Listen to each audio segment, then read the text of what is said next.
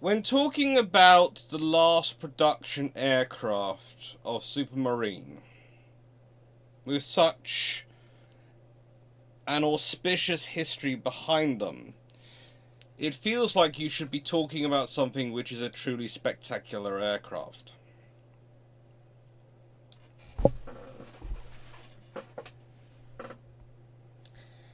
And in many ways, the Scimitar actually was. It was beloved by its pilots when it was in the air. It was very capable. It was a very large multi-role fighter. It's a very flexible asset. But that was the problem. It was designed for a generation of carriers which weren't built and weren't modified and upgraded to take it. And as such, it racked up a huge number of losses. And when I say losses, I mean losses to landings. In fact, its first ever loss was when it came into service, when it killed its own squadron commander, the first squadron of it.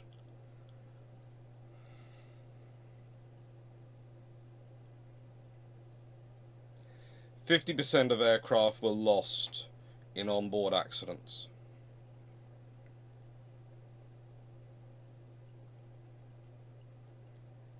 The lessons from it featured into all sorts of other aircraft, though, and all sorts of development of all sorts of other types. And it really was a good basis of development and construction for the Royal Navy to push on with good aircraft. But yeah, the Scimitar itself,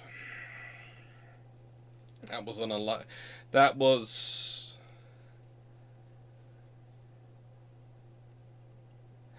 that was a storm of problems. Perfection and problems in the same blade, in the same wind, the same breath. Everything that made it a great aircraft from the purpose of utility made it a very, very dangerous aircraft from the purpose of operation on a carrier. A British carrier. It's one of those things, I think if you'd had the type operated from American carriers, which tended to be larger in framing and spacing and certain other attributes, I think you could have had a very different performance record and history from it. It's one of those curious things. It's kind of like destroyers, which of course I talk about in my book. Show me the book plug. Sometimes services build an aircraft or a system which really suits them in terms of what they need to be able to do with it. But due to the systems they have that enable it, they can't properly utilize it. That's the case with the Supermarine Scimitar. It has huge potential. And if it had been operating from something bigger than an adapted Audacious class, etc., or Victorious, or any of those, but had actually been operating from, I don't know, an adapted Malta, a angled flight deck, mirror sight landing configured Malta class, it would have been very different. The legacy would have been very different, and I think the loss rate would have been very, very different. Because the trouble is, it can sound strange. Yes, we can on theory operate this aircraft from this carrier. But the size is out of proportion to it. You could in theory operate an F-35 from an Invincible class carrier. The little baby carriers the Royal Navy used to have. You wouldn't want to though, because very quickly you'd realise the size might be theoretically operational, but once you try and use all the space and you're using the space, it's going to very quickly clog up the space because of its size. And it's the same with the Scimitar. it's theoretically viable, but in reality it's too big.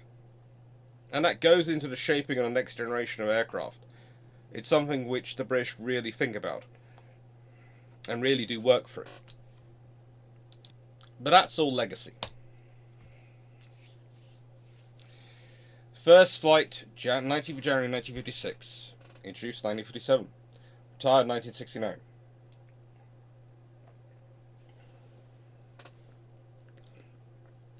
It didn't, of course, serve in the Suez Crisis, and it didn't, of course, get to serve in the Korean War. But when you look at it, you realise it's a really interesting aircraft in that it's providing a shape and template for what a lot of subsequent British aircraft look like. You can see elements of the Jaguar, of the Buccaneer, of all sorts of aircraft in Scimitar when you look at it. Because it had a very long development program. It had a really long development program.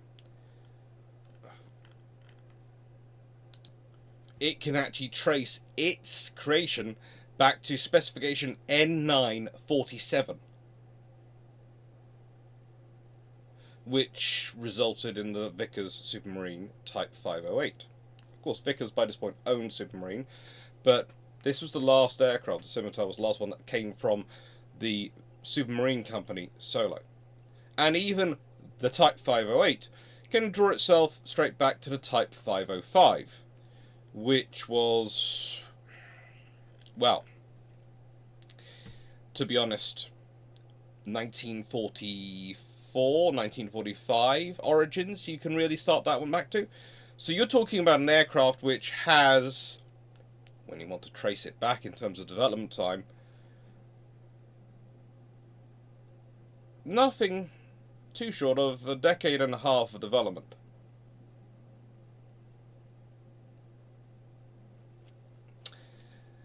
And that's interesting. Some of these developments include some really interesting models, including this, the Type, hang on, it's there, Type 508. This is what it looked like. The tail is a pretty interesting tail, and it was, again, Supermarine continuing their tradition of pushing the edge of the envelope. And this is what happens to the Scimitar. They are pushing the edge of the envelope. They are developing an aircraft which will enable them to push forward. In many ways, small companies are often more eager to push the envelope than larger companies, because small companies don't have necessarily the PR department, the support, and if Supermarine wanted to maintain its independence within Vickers, it needed a big win. It needed to set something, another Spitfire. It needed something to set the world on fire.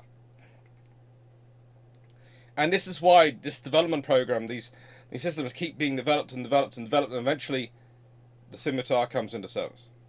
And in many ways, it's more conventional than some of the designs that were being looked at. Let's be honest, that has a very nice split tail. Very nice.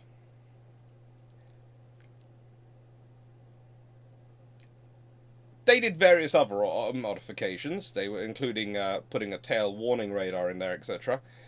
They were planning. But, you know, they are pushing the envelope for the time. Really, really thin wings. Swept back, swept forward, all sorts of things they tried. Everything to push the edge of that envelope. Everything.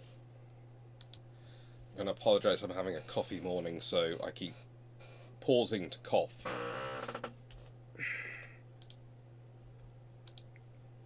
Which mucks up the flow a bit, but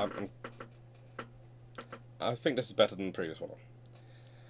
And, for your delectation, I actually included, with the Type 508, this, so you saw it in profile. Now, please note, there is one thing I would like to point out. That looks like a frigging modern design. I mean, you could put that up in the air today and people would think that was a modern testbed. Because let's be honest, we're still experimenting with the idea of a split tail. We're still experimenting with all sorts of ideas from this aircraft. And this is the point about Supermarine. They were really, really pushing for it. The Scimitar itself, well, that comes out as a fairly flexible asset.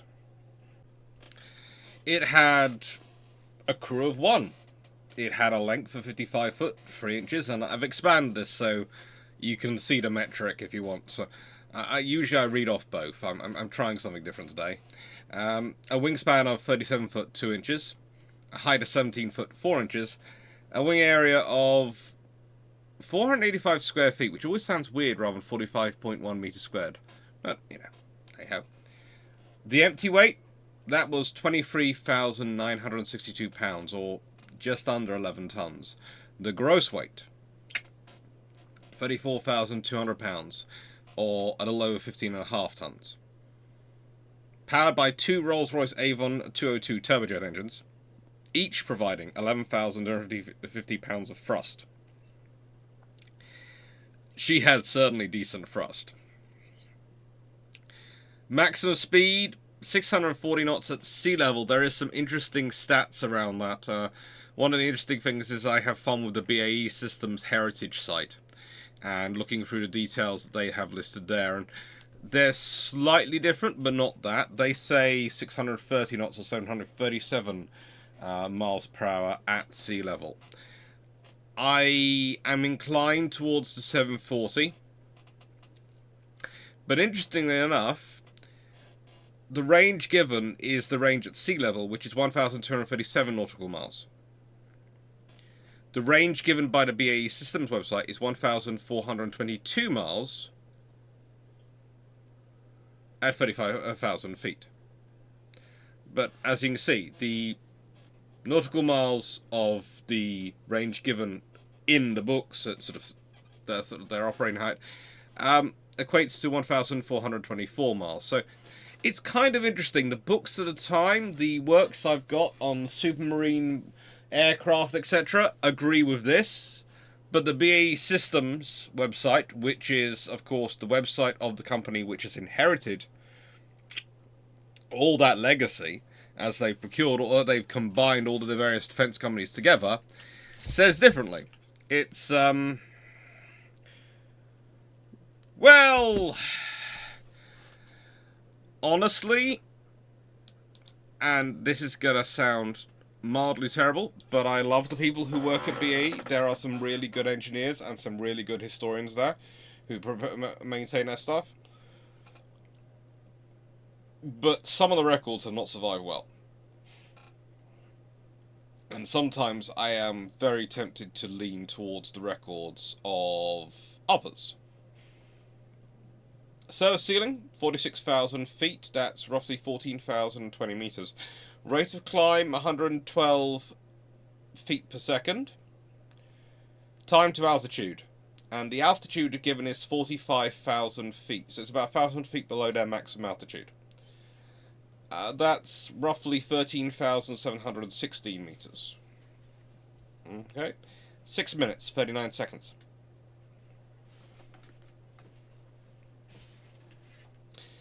Could have, well, they carried 4 30mm Aiden cannon with 160 rounds per gun. Hardpoints, well, they were 4. They could actually carry 4 200-gallon drop tanks. So one on each hardpoint. Or they could carry a combination of rockets, 16 2-inch or 3-inch ones, unguided ones, but rockets still, fairly decent. They could carry the bullpup missiles or Sidewinder. Again, 4 of each. Or they could carry 4,000-pound bombs. Or a single nuclear. Redbeard is the one that's mentioned specifically. Bomb. Often they carried a combination of things. Often they would carry combinations. And they were, again, an incredibly versatile aircraft. If you look at the aircraft at this time, and you look at the capabilities of this aircraft, it's called a fighter, but it's a very flexible asset. It's really useful for the Royal Navy. It just is. But as said, its service was intriguing. Intriguing.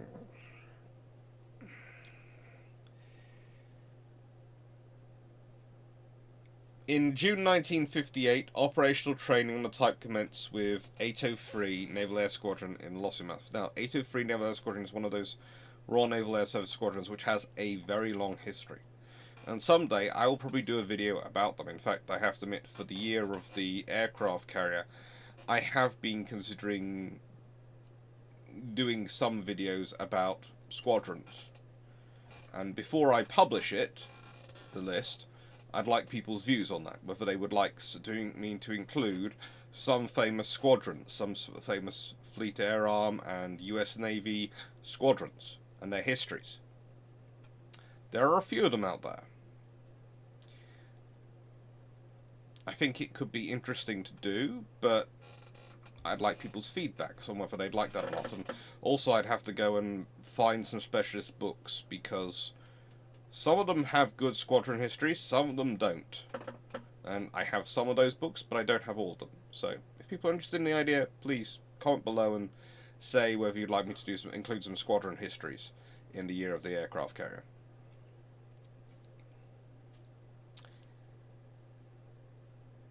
They started off in June 1958 at Lossiemouth, a good base to train at. And then they were embarked aboard HMS Victorious in September 1958.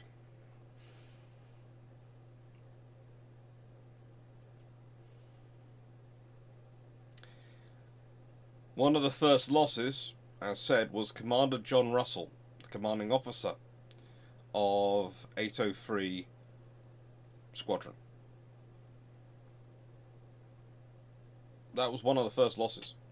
They had frequent landing accidents. It's one of those things we don't really get today. It seems to have blocked out of people's memories just how common it was to have accidents. And it's one of the interesting things when you start to look back into the 1920s and 30s, and it's one of the reasons why I have fun with people who turn around and write some interesting comments about, especially about the merits of.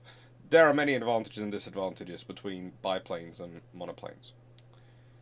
But, yeah.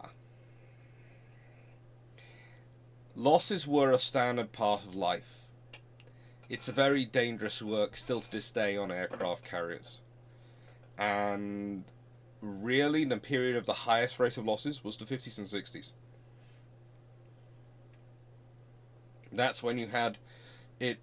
Sometimes in the years, you would be talking dozens of aircraft would be lost. Dozens of aircraft would be lost.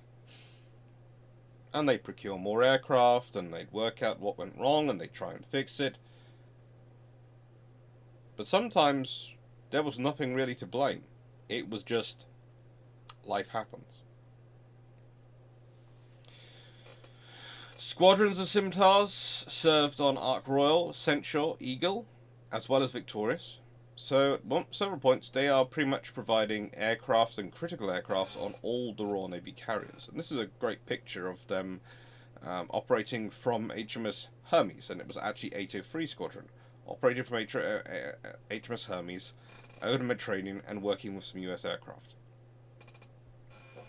Interesting enough, in their later career, when the Buccaneers started entering service, at several points they turned into being used as tanker aircraft, refueling.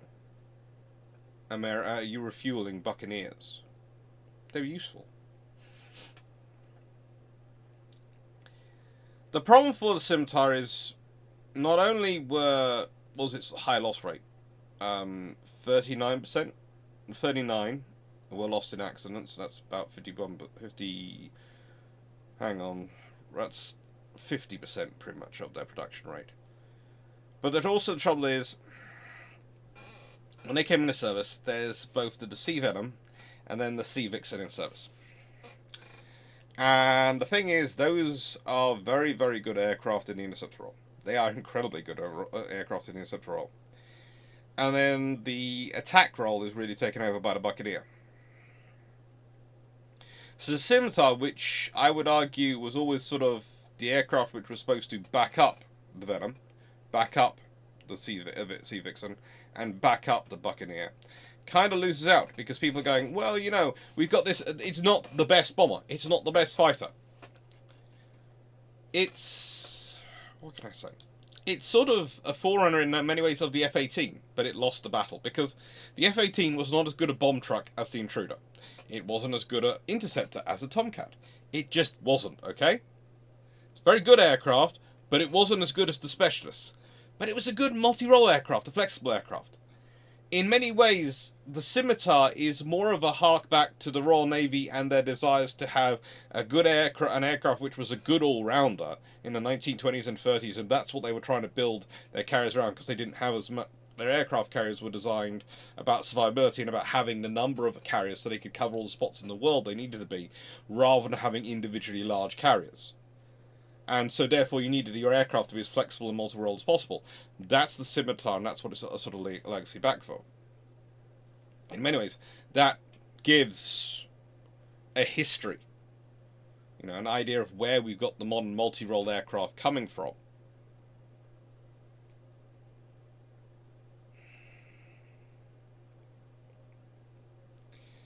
But, as said, they get replaced.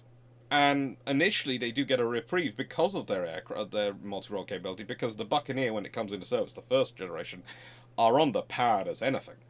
And in order for them to launch from the carriers with an useful weapons load, and please note, a useful weapons load is the key phraseology, they could launch from the carrier, they just couldn't carry anything worthwhile than launching from it.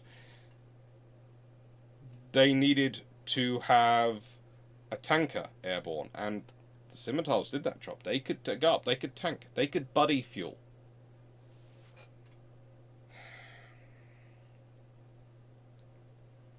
"16 of the aircraft were maintained by the Fleet Requirements Unit from 65 to 1970, and that was based at Bournemouth Airport.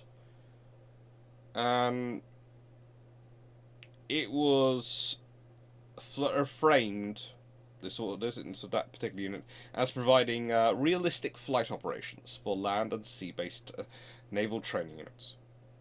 Honestly, I'm not going to say it was a version of Top Gun, but it was certainly a very useful unit for testing out air defences. And there have been many successor units which have had a similar role in the Royal Navy ever since.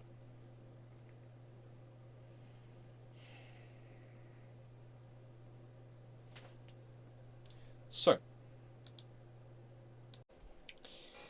summary. How do you summarise something which was full of potential but can never achieve it? That was a good all-rounder, but never the high-flying specialist that achieves the glory. The UK's national sport, football, or as people from only America seem to call it, soccer. Everyone else in the world calls it football, it seems, but we'll leave that to one side. There is a position called midfielder. You have strikers, who are your primary goal scorers. You have defenders, who your primary, literally as the name says, defender. They're supposed to stop the balls getting anywhere near the goal. And you have a goalkeeper, whose job is to be the last line of defence for the goal, and hopefully prevent the other side scoring. Midfielders. Their job is to support the defenders, support the attackers. Make sure the ball goes between them, to get the ball through the midfield. They're not usually the best goal scorers, they're not usually the best defenders. They have to be very good all-rounders, and they have to be able to read the field and what's going on around them. That's why often you'll find midfielders become captains and team captains, because they have to. For their very role, they have to read the field going on around them. They have to be able to slot into pretty much every job. I have to admit, I was always more of a rugby player than a football player. But I had enough friends who did, and have watched enough games, that this makes sense to me. The thing is, though, a good midfielder is worth their weight in gold. But they'll never get the screams and chants the attackers do. The goal scorers do. They'll never get the video action replays the goalkeeper does of their saves. They are a critical part of the formation. And yet,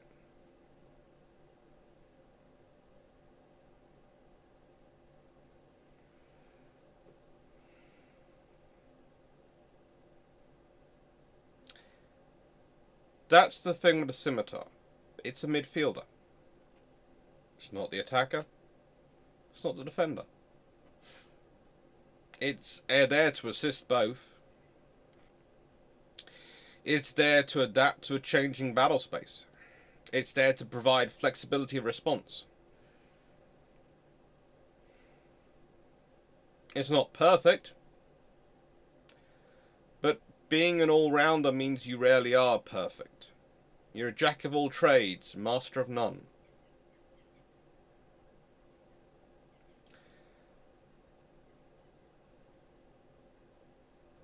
But when the problems keep occurring, it's better to be a jack of all trades than a master of one. Because you can flick between different roles. I'd argue to an extent the problem for the Scimitar was it came at a time when the Royal Navy and other nations were still looking at having multiple aircraft on their carriers. They weren't thinking about standardizing down to one.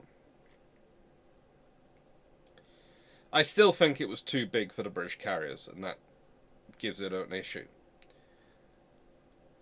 But I honestly think it is a better template to look at and to consider in its capabilities than many others of its era for what modern aircraft and modern naval aircraft have become.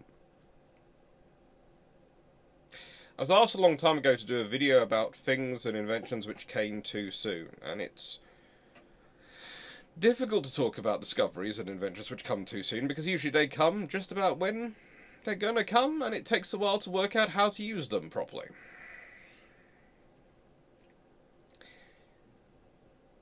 But I do think there are concepts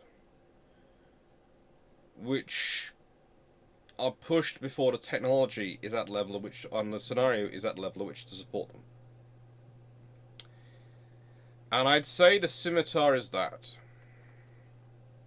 I'd say the Scimitar, if it had been available slightly different, slightly later, could have been a counterpoint to the Phantom. It could have been the British might have gone with something like that rather than the Phantom. If it had been available slightly earlier, it might have provided the template for the British in their fleet management, which might have pushed us down a completely different route with our aircraft carrier development and aviation development. But it didn't. It came when it did. It served with the types it did. And it provides the legacy it does. And that legacy is often tarnished and focused on the fact that so many were lost in accidents.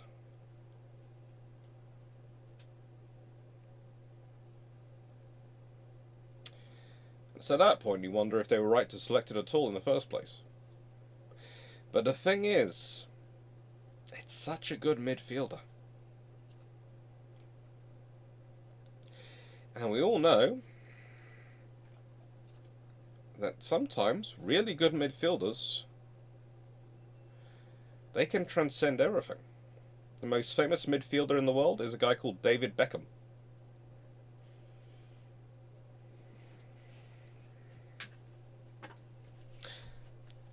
Having seen some of his hairstyles over the years, I'm not going to call the Scimitar the David Beckham of aircraft, because frankly that's cruel to the Scimitar. But definitely an all-star midfielder.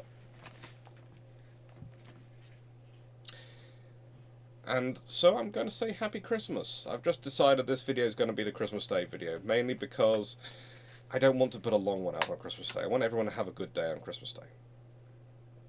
And I'd like you to think about, if we were going to be asking questions, I'm asking a question today. The question is quite simple.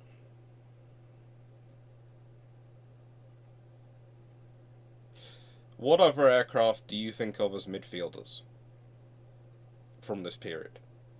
I'm talking about the 50s and 60s. It's easy as you go on through time to start picking out midfielders. It's very easy. You know, the F-16, that's a really good example of one. It's easy to start thinking about what are the midfielding aircraft, but in the 1950s and 60s, they're rarer. There are some there. There are some very good ones. But they're rarer. Happy Christmas. Hope you're having a lovely day. Thank you very much for watching, and take care.